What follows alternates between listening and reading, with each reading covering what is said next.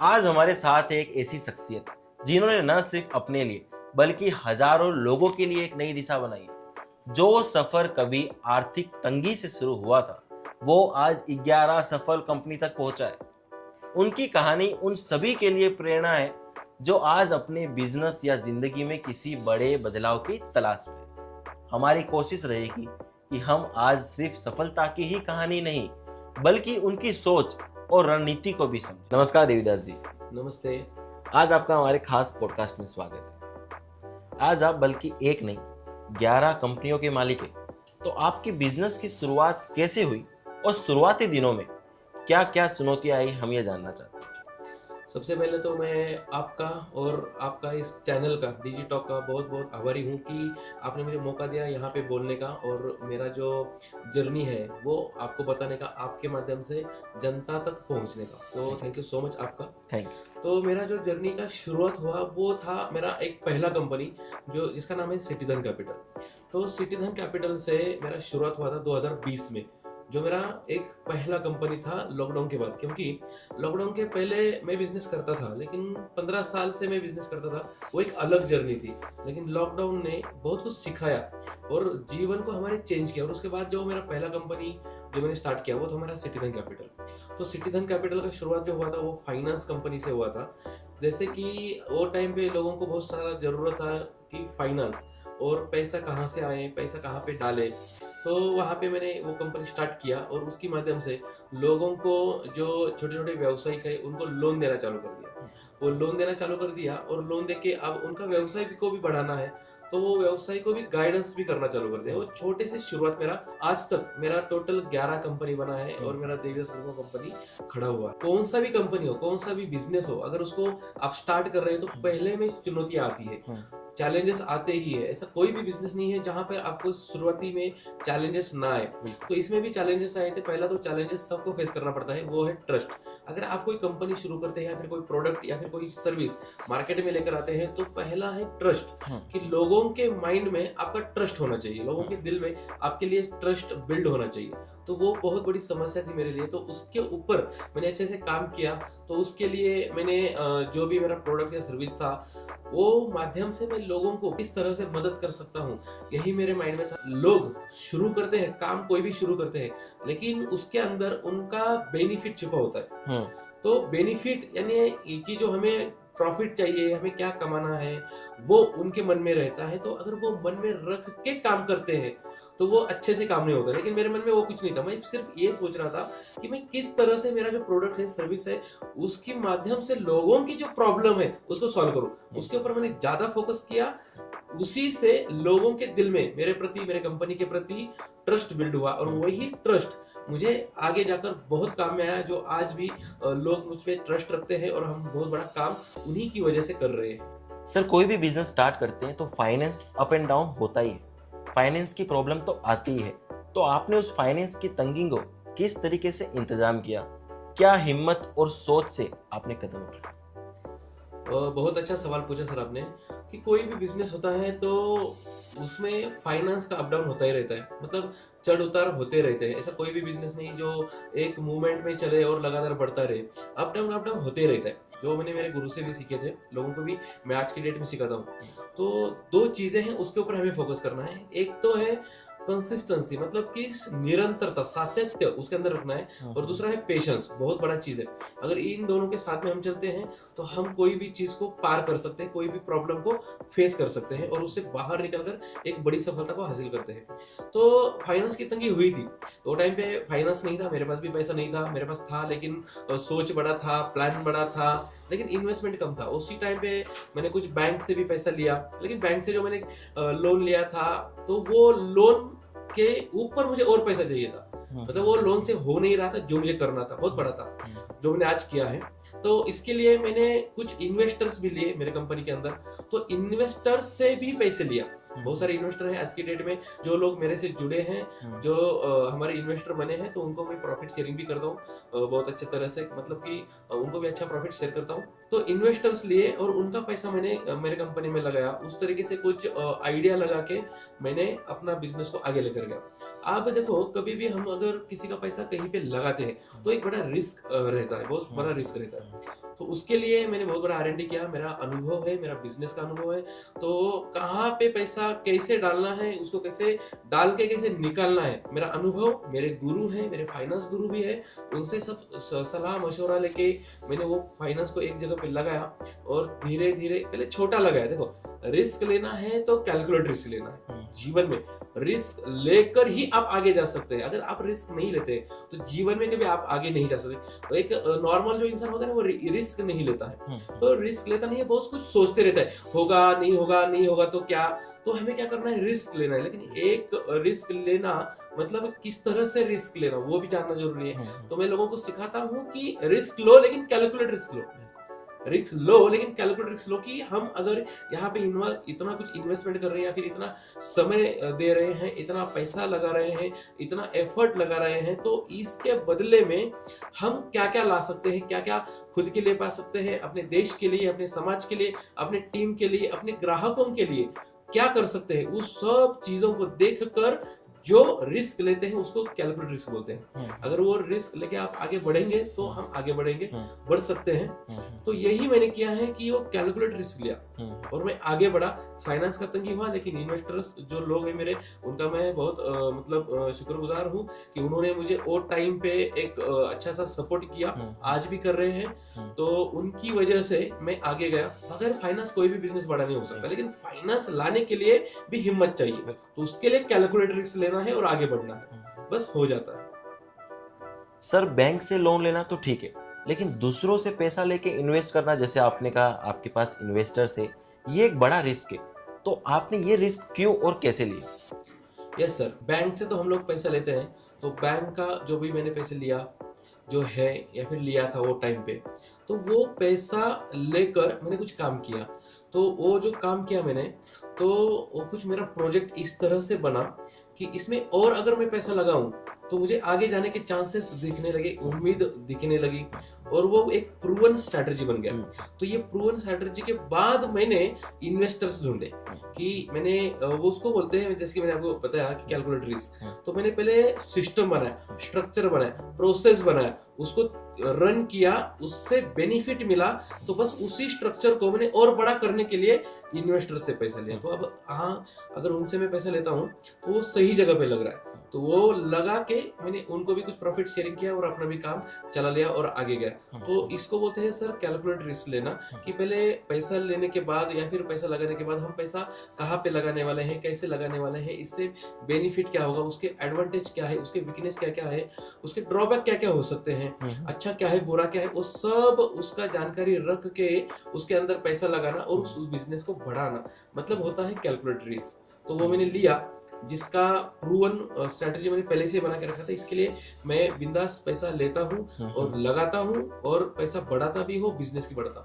इसमें और एक चीज है कि जितने भी मेरे इन्वेस्टर्स हैं, मतलब बहुत सारे लोग होते हैं मुझे बोलते हैं कभी कभी कि सर आप इन्वेस्टर को उसको ज्यादा ही देते हैं। तो यस, मैं देता हूँ ज्यादा, क्योंकि मैं जितना भी प्रॉफिट कमाता हूँ तो मेरे पास वो प्रॉफिट कम होता है, और मेरे इन्वेस्टर्स लोग जो है उन लोगों को मैं थोड़ा सा ज्यादा शेयर करता हूँ, क्योंकि आज उनको मैं मानता हूँ कि उन्हीं की वजह से आज जो भी ये एम्पायर मैंने खड़ा किया है वो सब उन्हीं की वजह से। अगर वो नहीं मेरे साथ होते तो एक मेरे कंपनी का एक भाग है। तो एज अ पार्टनर करके मैं उनको देखता हूँ, उनको सोचता हूँ, उनके बारे में सब विचार करता हूँ कि ये जो एम्पायर खड़ा हुआ है इसमें मैं अकेला नहीं हूँ, इसमें मेरा इन्वेस्टर्स है, इसमें मेरी टीम है, और मैं बाद में हूँ।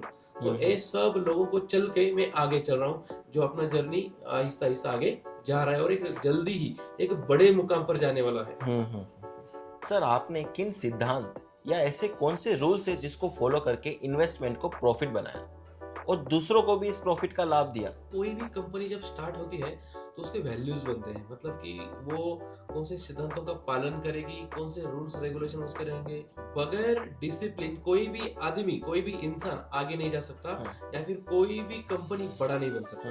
तो उसके लिए सिद्धांत बहुत इंपॉर्टेंट है। जैसे कि मेरी है कि इंटीग्रिटी, मतलब कि एक निष्ठता, मैं एक निष्ठता को फॉलो करता हूँ, टीम वर्क को फॉलो करता हूँ, एम्प्लॉय के ऊपर फोकस उसके ऊपर फॉलो करता हूँ, सेलिब्रेट एंड कंट्रीब्यूट, ये मेरा सिद्धांत है, जहाँ पे मैं लोगों के लिए, समाज के लिए भी कुछ योगदान देता हूँ। ये सारी चीजों को लेके मैं आगे चल रहा हूँ। तो वो सिद्धांतों को फॉलो करके अगर हम आगे चलते हैं, कुछ सिद्धांत ऐसे बनाने चाहिए, कुछ अपने वैल्यूज हर कंपनी ने, हर इंसान ने ऐसे कुछ बनाने चाहिए कि कुछ भी हो मैं इसको ही फॉलो करूंगा, इसके अपोजिट काम नहीं करूंगा।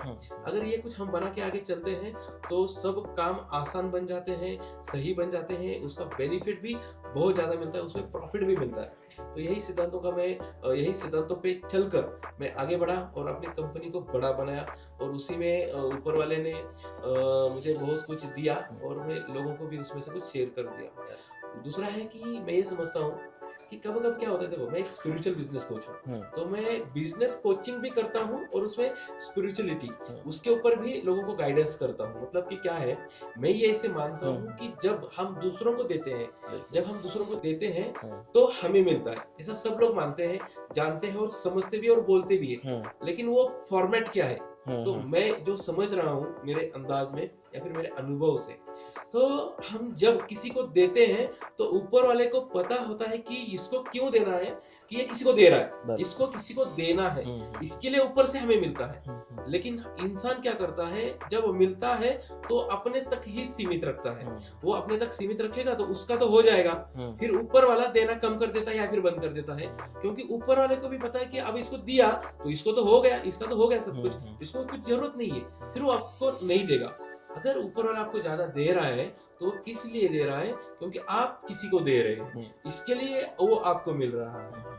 ठीक है, अगर आपने वो देना बंद कर दिया आगे तो ऊपर से भी आना बंद हो जाएगा। तो उसी सिद्धांतों पे चल के मैं लोगों को बहुत सारा बेनिफिट भी करके दिया। लेकिन बहुत सारे लोग हैं जिनको मैं बिजनेस गाइड करता हूँ और फ्री में सिखाता हूँ, जिनका बिजनेस कहीं एक लेवल पर आके स्टक हो जाता है, फिर वो स्टक होने के बाद उनको आगे कैसे जाना है पता नहीं चलता है, कुछ लोग डिप्रेशन में, टेंशन में चले जाते हैं। तो सब ऐसे लोग मुझे मिलते हैं, मैं उनको उनसे जाके मिलता हूँ, मेरे ट्रेनिंग में उनको मैं इनवाइट करता हूँ और उनको फ्री में सिखाता हूँ कि ऐसे सिचुएशन से हमें बाहर कैसे निकलना है, उसके लिए क्या क्या फॉलो करना है, बिजनेस को बढ़ाने के लिए हमें क्या क्या रूल्स रेगुलेशन या फिर कौन से सिद्धांतों को फॉलो करना है, क्या लर्निंग करना है जो बिजनेस को आगे लेकर जाएंगे, जैसे कि टीम हो, स्ट्रक्चर हो, स्ट्रैटेजीज कौन से बनानी है, बिजनेस के फंक्शंस क्या क्या है, मार्केटिंग कैसे करना है, सेल्स कैसे बढ़ाना है, कस्टमर को सर्विस कैसे देना है, ज्यादा से ज्यादा लोगों को आकर्षित कैसे करना है, खुद का ब्रांडिंग कैसे करना है, ये सारा चीज मैं उनको सिखाता हूँ और उसे सर्विस भी देता हूँ। तो मैं जो सिखाने का जो काम करता हूँ टोटल फ्री में करता हूँ। मैंने 5,000 से ज्यादा लोगों को सिखाया है और आज तक 150 से ज्यादा मेरे पास बिजनेस है जिनको मैं गाइड करता हूँ पर्सनली। वो सब गाइडेंस मेरा फ्री में होता है और जो आज तक 5,000 से ज्यादा लोगों को सिखा के जो मैंने छोड़ा है वो सब फ्री में सिखाया है। किसी के भी पास से मैंने मेरे खुद के लिए कुछ भी पैसा अभी तक चार्ज नहीं किया है और आगे जाके भी नहीं करूंगा, क्योंकि ऊपर वाला मुझे दे रहा है जहां से भी आता है, क्योंकि मेरे सर्विसेज बिजनेस है बहुत सारे। तो वो सर्विसेज बिजनेस के माध्यम से मुझे कई सारे अर्निंग भी होती, बहुत सारा अर्निंग होता है और लोगों का भी अच्छा होता है। और सर्विस बिजनेस भी सर आपको बताऊं कि मेरे ऐसे है कि मानो मार्केट का जो भी सर्विस रहेगा, कोई समझो मानो 100 रुपए का कोई सर्विस दे रहा है, 100 रुपए उसका चार्ज है, तो मैंने ऐसे कुछ सिस्टम बनाया है मेरा कि बाकी लोगों को, मतलब जो भी बिजनेसमैन है उनको जो 100 रुपए में लेना हुआ सर्विस है वो उसे कम में पड़ जाएगा। और अगर मेरे पास से लेते हैं तो मैं जो हूँ गाइडेंस के लिए फ्री हूँ, मैं अगर रहूंगा तो आपको कहीं पे अटकने भी नहीं दूंगा, मतलब आपका ग्रोथ जो है वो हमेशा होते रहेगा, आप स्टक नहीं हो जाएंगे, अटक नहीं जाएंगे और मोटिवेशन भी मिलता रहेगा। उसी से लोग आगे बढ़ रहे हैं, लोगों को अच्छा लगता है और लोगों के जीवन में कुछ बदलाव कर पाता हूँ। आपके बिजनेस पे ऐसे बहुत मोड़ आए होंगे जहां आपको लगा होगा कि सब कुछ खत्म हो गया, तो ऐसी सिचुएशन को आपने किस तरीके से फेस किया और वापस कैसे अपने बिजनेस में जमे रहे और आगे भी बढ़े? यस, बहुत शानदार क्वेश्चन पूछा सर आपने। कैसे अप डाउन तो होते रहते हमने देखा, लेकिन किसी भी तरह से हो सकते हो। जब हमने सिटीजन कैपिटल चालू किया उसके बाद में मेरा एक ट्रेडिंग कंपनी मैंने चालू किया नाइपर शॉप करके, जिसमें मैं क्लोथ ट्रेडिंग करना शुरू किया। तो ये क्लोथ ट्रेडिंग है, क्लोथ इंडस्ट्री मेरे लिए नया था वो टाइम पे, 2021 का बात कर रहा हूँ, वो मेरे लिए नया था। तो उसका थोड़ा सा मैंने R&D किया जो भी करना था, लेकिन कैसे आदमी शुरुआती में इतना बड़ा R&D नहीं कर पाता है। तो वो टाइम पे हमने क्या किया, तो पैसा जमा किया, एक 20-25 लाख रुपए उसके अंदर डाल दिया। तो जो भी हमने पैसा डाला था उसके अंदर परचेस किया था, जब हम मार्केट से माल परचेस करके लेकर आए और फिर यहाँ पे जाके हम जब सेल किया तो हमें ये पता चला कि हम जो सेल प्राइस लगाया है या फिर सेल कर रहे हैं होलसेल में दे रहे थे। एक्चुअली वो होलसेल का नहीं, वो रिटेल का प्राइस था यहाँ पे, तो उधर फंस गए हम लोग। मतलब कि जहाँ से हमने लिया मटेरियल था वो मैंने दिल्ली से मटेरियल लिया था, तो दिल्ली से लेने के लिए फंस गया। कुछ हाँ, दिल्ली से आया था, कुछ गुजरात से आया था, हाँ, वो दोनों जगह से मैं फंस गया था, क्योंकि हमें इतना मालूम नहीं था उस इंडस्ट्री के बारे में, तो कैसा है क्या है। तो वहाँ पे हमें बहुत बड़ा चैलेंज फेस करना पड़ा था कि वहाँ पे कम से कम मेरा वो टाइम पे 10 से 12 लाख का नुकसान हुआ था। तो 10-12 लाख वो टाइम पे नुकसान सहन करना मेरे लिए आसान नहीं था। तो वो टाइम पे मैं बहुत डिप्रेशन में गया कि यार अब करना कैसे है। लेकिन कैसे है, कभी रुकना नहीं चाहिए। मैं ये समझता हूँ कि भगवान जो है, अपना ऊपर वाला जो है, हमारा टेस्ट लेता है कि अगर इसको ये मुसीबत दिया, ये प्रॉब्लम दिया, तो ये फेस कर पाता है कि नहीं पाता है। अगर उसको हम फेस करके आगे निकल गए तो भगवान उस तरह से बड़ा कुछ देता है आगे जाके। तो मैंने बहुत सारे चैलेंजेस सहन किए हैं और चैलेंजेस को स्वीकारा है, आनंद से स्वीकारा है और चला हूँ, तो उसमें मुझे सोल्यूशन भी मिला है। तो वो टाइम पे जब मेरा चैलेंज आया तो मैं डिप्रेशन में गया, लेकिन मेरे इस माइंड में वो सोच था कि रुकना नहीं है, कुछ भी हो भले दौड़ो मत, लेकिन चलो, लेकिन रुको मत। तो कुछ ना कुछ मैं करते गया। प्रयास हमेशा करना चाहिए, तो प्रयास करने के बाद ही हमें उसका सोल्यूशन मिलता है। मैं रुका नहीं, कुछ देखता रहा, कुछ करते रहा, और मुझे वहां से भी कुछ एक जगह चांस और मिला, और वहां से मैंने फिर चालू किया। और वो टाइम पे मुझे कलकत्ता का एक कंपनी मिला था। तो जो कंपनी था वो ऐसा, उसके पास बहुत सारा स्टॉक था नया, वो एक ब्रांड है, उसका नाम नहीं लूंगा। तो उस ब्रांड मतलब मल्टीपल ब्रांड थे, और उनका एक लॉट निकला था और बहुत कम रेट में था। तो वो टाइम पे मैं तो रुका नहीं, लेकिन उसका 1 महीने के बाद वो कलकत्ता से ऑटोमेटिकली मेरे पास इंक्वायरी आया कि ऐसे ऐसे लॉट है, लेकिन लॉट लेना है तो वहाँ पे पैसा ज्यादा लगाना पड़ेगा। अब कितना पैसा लगाना पड़ेगा, वो बोले 25-30 लाख रुपए लगेगा। तो वो 25-30 लाख रुपए लगाना फिर से, तो फिर मेरे लिए और रिस्क था। तो मैं खुद उधर गया, देखा, और वहां पे जाके सामने जब गया था, उधर ही मैंने लॉट ले लिया। पैसा वो टाइम में मेरे पास कम था, लेकिन मैंने उधर 4 दिन रुका और उधर से कांटेक्ट करके कुछ मेरे इन्वेस्टर्स लोगों से बात करके हमने पैसा इकट्ठा किया और 4 दिन में वो लॉट ले लिया। और वो लॉट से सर जितना भी मेरा नुकसान हुआ था, 12-13 लाख का जो नुकसान पहले हुआ था 1 महीना पहले, वो मेरा अगले 2-3 महीने में निकल गया। तो अगर मैं वहां पे रुकता, गिव अप करता, तो आगे जाके वो बेनिफिट मुझे नहीं मिलता था।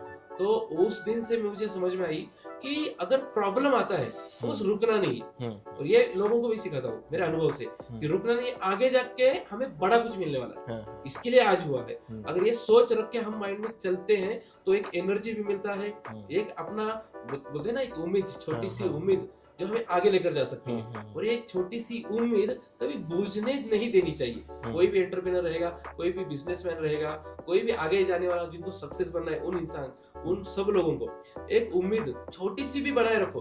लेकिन उम्मीद जब खत्म हो जाता है ना, तो आदमी खत्म हो जाता है। तो उम्मीद को बनाए रखो, ये उम्मीद ही आपको बड़ा करेगी। बस अपना कर्म करो, काम करो, लोगों के लिए अच्छा काम करो, समाज के लिए अच्छा काम करो, जो ऐसा काम करो जो काम में ऊपर वाला आपके साथ है, ऐसा आपको अंदर से लगे। बस निकलो और चलो, और बाकी सब उसके भरोसे छोड़ दो। अपने आप आपको आपका फल मिल जाएगा। जो आपको चाहिए उसे कई गुना ज्यादा ऊपर वाला देता है जो हम सोचते हैं, क्योंकि हम बगैर सोचे काम करते हैं। फल की चिंता नहीं है, कितना मिलना है वो कुछ तय नहीं है, तो हमें पता नहीं है कितना मिलेगा। तो जो ऊपर वाला जब देता है ना, तो बहुत देता है। ऐसा मेरे साथ बहुत बार हुआ है। तो इसके लिए मैं उसको बहुत मानता हूँ और वही को आगे बढ़ाता हूँ, लोगों को भी वही सिखाता हूँ। सर, आपकी टीम, परिवार या दोस्तों में आपकी जर्नी में किसका सबसे ज्यादा योगदान रहा, किसका सबसे ज्यादा सपोर्ट रहा? यस, अब इसमें जो है सपोर्ट की बात करेंगे तो सबका ही था। लेकिन कैसे है, जब अपने परिवार का साथ हो, जब अपना परिवार का साथ हो, तो आगे चलने के लिए एक अलग एनर्जी हमें मिलता है, जो एनर्जी से हम आगे चलते हैं। पहले परिवार का साथ मिलना चाहिए, उसके बाद में आप जब आगे चलेंगे तो आपका टीम बहुत काम आता है। कि क्योंकि कोई भी बिजनेस, कोई भी आदमी अकेला बड़ा नहीं बन सकता है। तो उसके साथ लोग चाहिए, आपका टीम चाहिए, उसके साथ आपके दोस्त चाहिए। तो परिवार का साथ बहुत इंपॉर्टेंट है।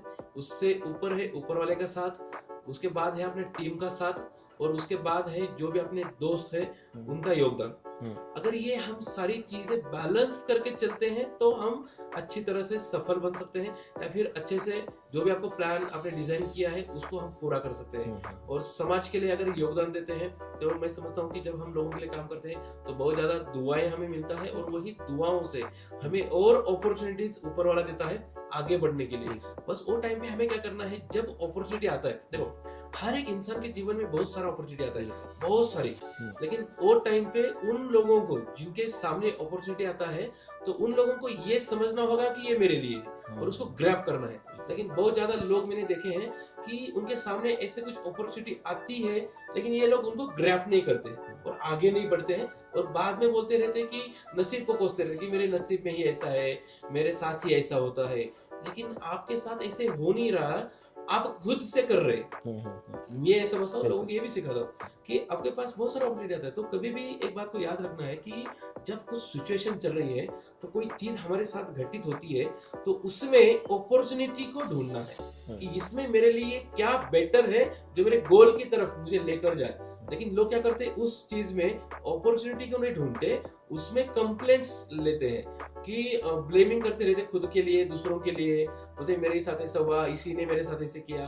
तो ये सब चलता रहेगा, ये तो जीवन है। देखो जीवन चढ़ उतार है, अगर जीवन में सुख दुख नहीं आएंगे तो वो जीवन क्या है। जैसे भी सुख आए तो बैलेंस रहना है, दुख आए तो बैलेंस रहना है। भगवान श्री कृष्ण जी ने इसको बहुत अच्छी तरह से भगवत गीता में बताया, मैंने वो श्लोक से माध्यम से समझा है कि independ and depend, depend and depend.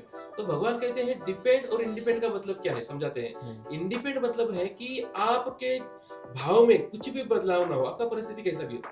Independent का मतलब होता है कि आपके भाव में कोई भी बदल नहीं होना चाहिए, चाहे आपका अच्छा परिस्थिति हो या बुरा परिस्थिति हो। आपको कोई अच्छा लोग बोले या कोई गलत बात कहे आपके बारे में, तो आपके मन के भाव बदलाव नहीं होंगे, तब जाके आप इंडिपेंडेंट हो। लेकिन अगर आपको कुछ बोलता है कोई, या फिर आपका सिचुएशन चेंज होता है, आपका परिस्थिति चेंज होता है और आपके भाव में चेंज होता है, तो आप डिपेंड हो उस परिस्थिति के ऊपर, वो सामने वाले इंसान के ऊपर।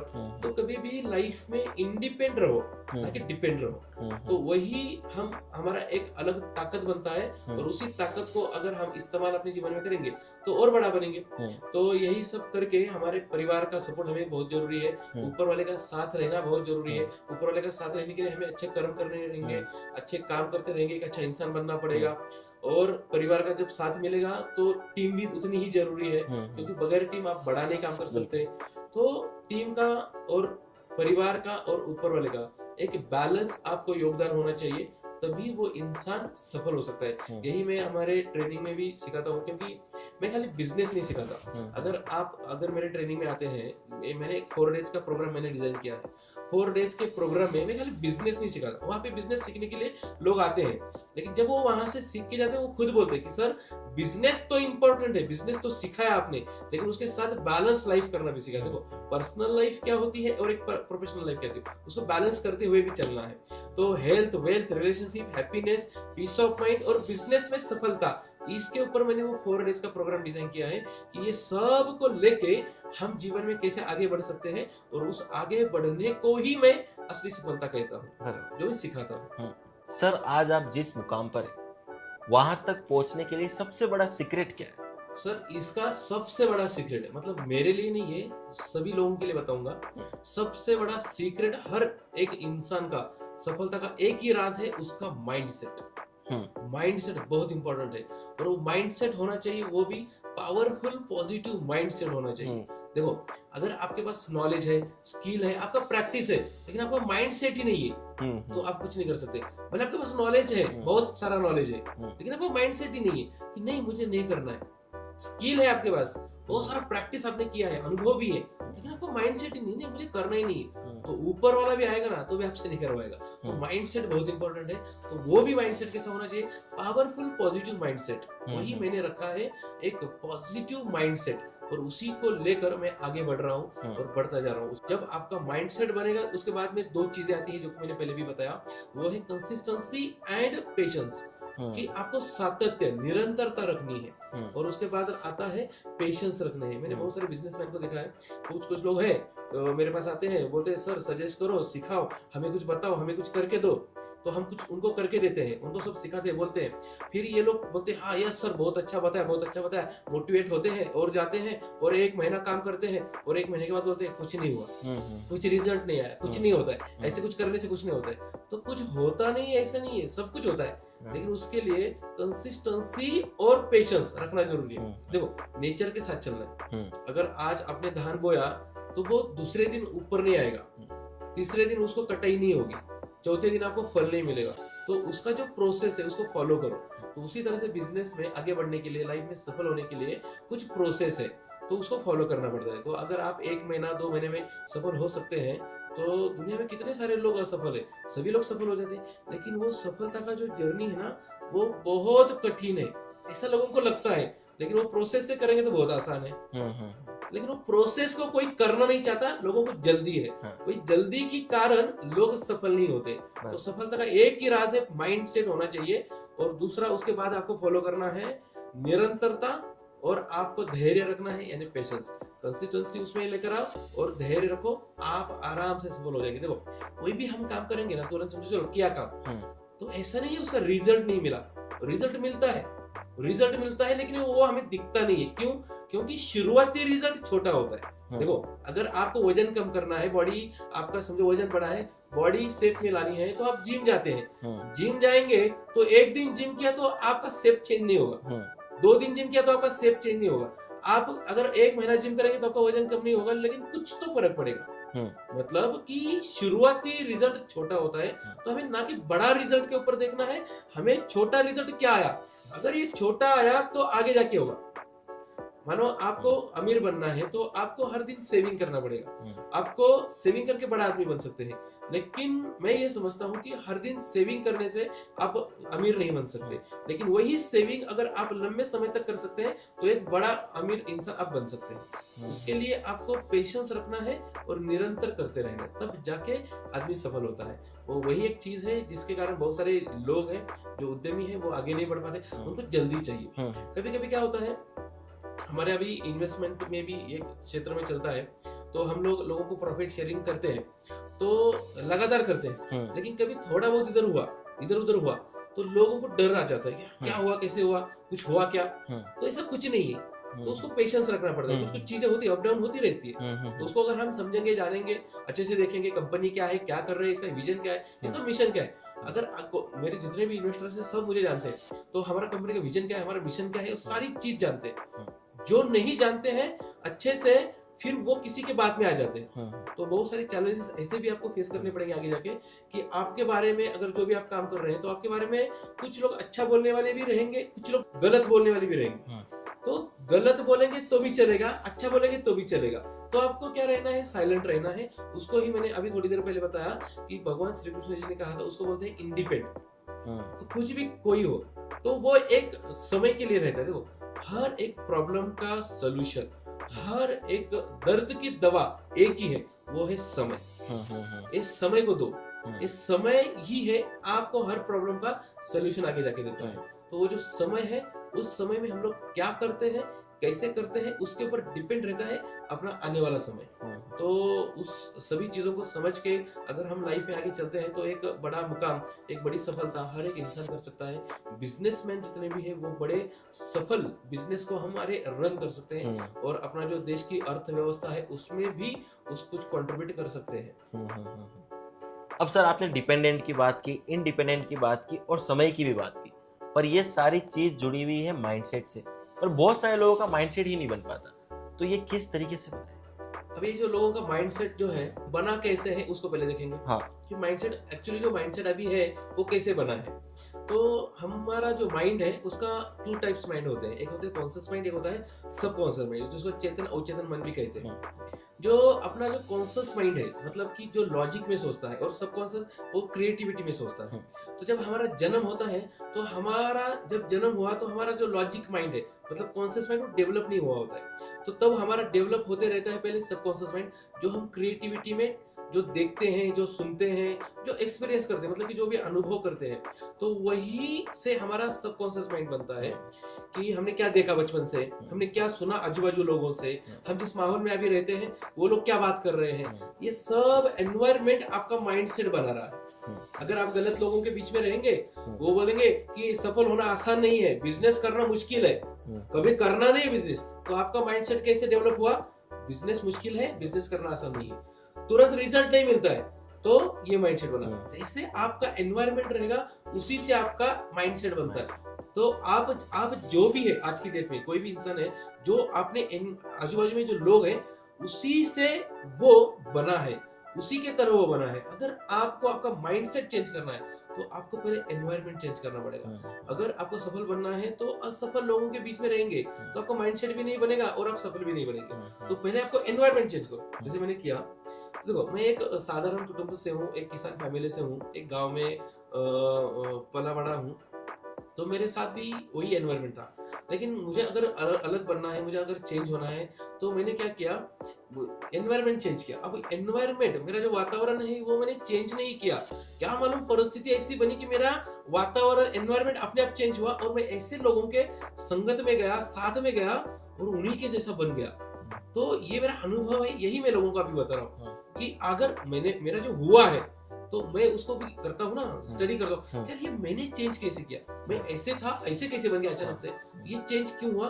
तो मैंने देखा उसको कि यार माइंडसेट मेरा चेंज हुआ। माइंडसेट चेंज क्यों हुआ? क्योंकि मेरे आसपास के लोग चेंज हो गए, मेरा आजू बाजू का जो वातावरण है, जो मेरे से बात करने वाले लोग हैं, प्लानिंग के ऊपर बात करने वाले लोग हैं, वो चेंज हुए। इस तरह से मेरा माइंड डेवलप हुआ और उसी के ऊपर मैंने माइंड ने काम किया और एक्शन लिया और रिजल्ट भी उस तरीके से मिला। आप अगर घर पे हैं तो हमारे घर में बातें होती है रात के खाने के टाइम पे। अब घर में कोई भी इंसान रहेंगे ना, तो उनको सोचना है कि हमारे घर में बातें जो होती है वो किस चीज के ऊपर होती है। कभी बिजनेस प्लानिंग के ऊपर नहीं होती है, कभी फ्यूचर के बारे में नहीं होती है, कभी भी क्या काम करना है, कैसे करना है, या फिर कोई प्रॉब्लम का सोल्यूशन के ऊपर कभी नहीं होती है। ज्यादा बातें होती रहती है, गलत बातें, दूसरों के बारे में गलत बातें, यही सब बातें होती रहती है कि हमारे घर में दूसरों के बारे में बार बार गलत बोला जाता है कि ये ऐसा है, वो ऐसा है, उसने वो किया, इसने वो किया।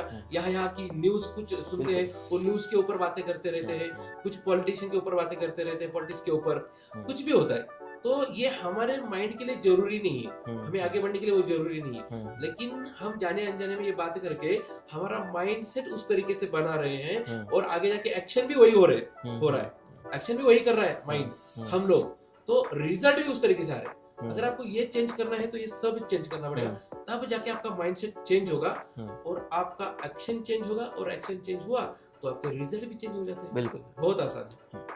तो सर, जैसे आपने बताया कि एनवायरनमेंट को चेंज करना पड़ेगा, पर वो करेंगे कैसे?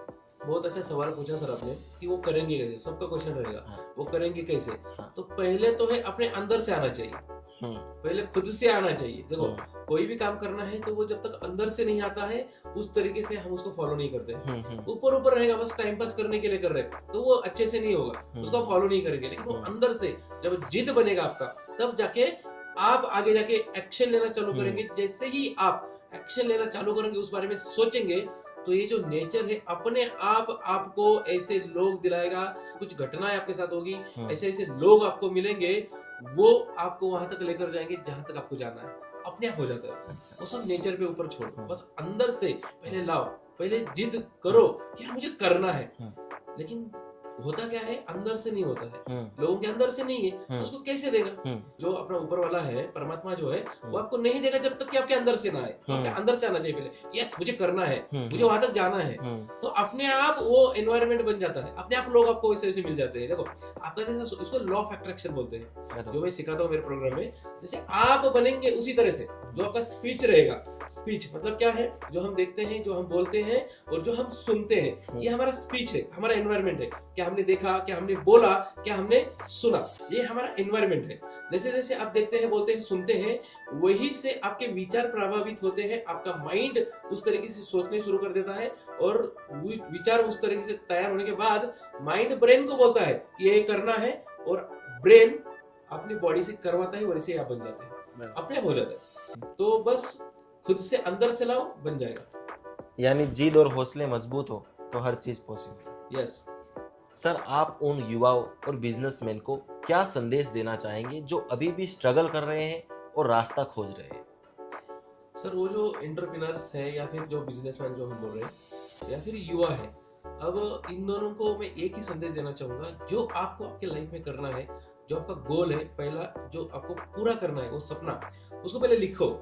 उसको पहले लिखो। लिखने से क्या होता है, अपना माइंड के अंदर इंस्टॉल हो जाता है कि हमें क्या करना है और वो सच है कि नहीं है। अगर आपका सच नहीं है, ऊपर ऊपर से है, तो आप लिखते नहीं और लिख भी नहीं पाएंगे।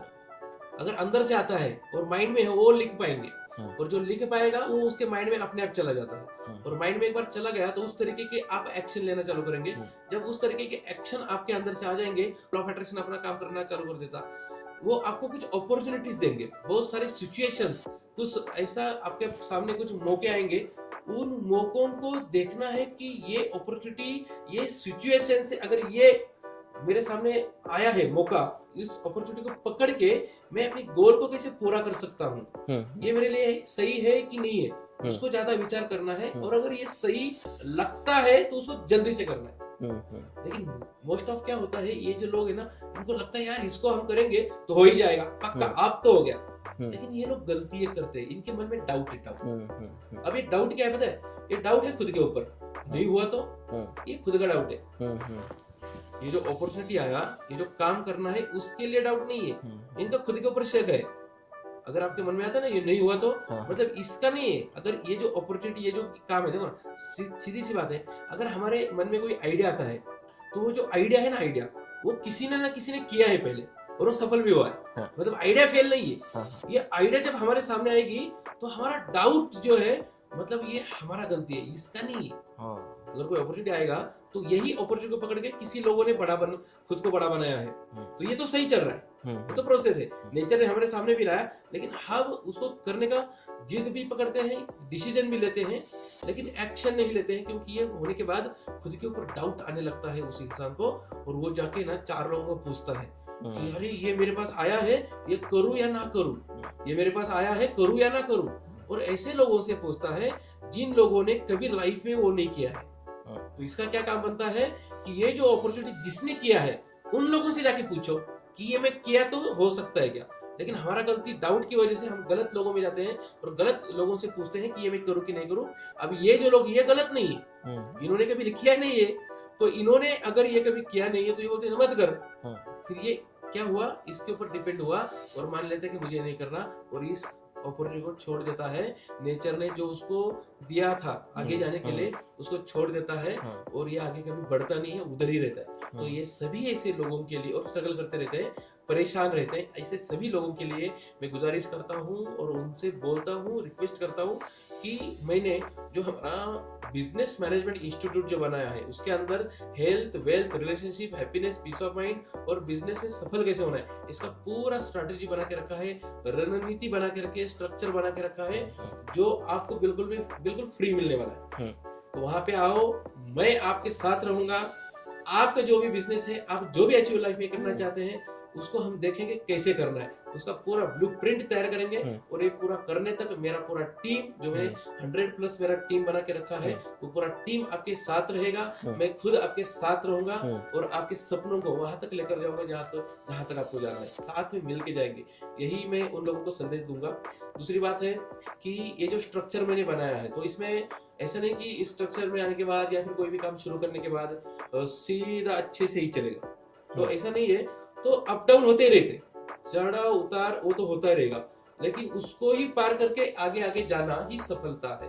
वो मेरे साथ आएंगे तो आपका जो 20 साल जो आपको कुछ काम करने के लिए लगेगा, जो सफल होने के लिए 20 साल लगेगा, गारंटी के साथ कहता हूँ कि 5 साल में पूरा करके दूंगा, अगर उस प्रोसेस से, सिस्टम से चलेंगे तो। क्योंकि कोई भी इंसान फेल हो सकता है, कोई भी इंसान फेल हो सकता है, लेकिन कोई भी सिस्टम, प्रोसेस कभी फेल नहीं होता।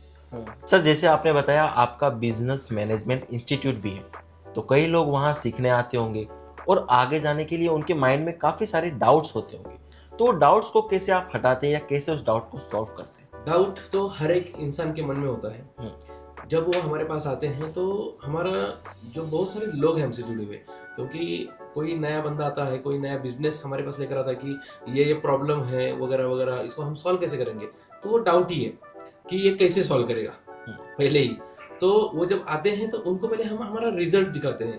तो बहुत सारे लोग हैं जिनके बहुत सारे प्रॉब्लम्स थे जो इससे रिलेटेड है, तो वो प्रॉब्लम उनके अगर हमने सॉल्व किए हैं, अगर ये देखता है तो इसके मन में जो डाउट होता है ना वो अपने आप चला जाता है और वो हमसे जुड़ जाता है। और एक बार जुड़ा तो हम लोग उसको जो भी है प्रोसेस और सिस्टम जो हमने बनाया उसके माध्यम से उसको वहां तक लेकर जाने के लिए मदद करते हैं जो उसका गोल उसको वो पूरा कर सके।